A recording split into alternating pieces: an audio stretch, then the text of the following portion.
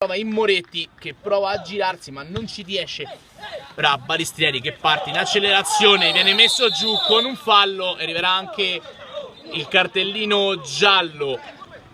Fugnani in avanti verso Balistrieri, cicca il pallone Pompei, Balistrieri, un grandissimo gol con il destro che fa 4-1. Tosa chiuso dall'Armi, può ripartire in contropiede Balistrieri, ancora Balistrieri, palla sul sinistro, Balistrieri trova il gol che chiude sicuramente il match, il gol del 5-2. Tiro rimpallato, ma dietro di lui Balistrieri a tenere viva l'azione. Fallo di Parroni, calcio di punizione.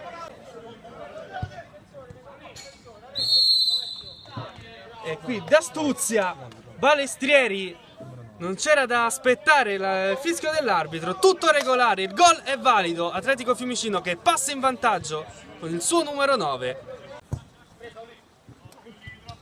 La scucchiaia in avanti il pallone, attenzione, c'è la possibilità per il Fiumicino che non la spreca. 5-4, accorcia le distanze, ancora vivo l'Atletico Fiumicino. Palla persa malamente da Bacci Immobiliare sulla propria tre quarti, non perdona. Balistrieri, 6-3, Atletico Fiumicino. Anche lui troppo docile, allora Balistrieri.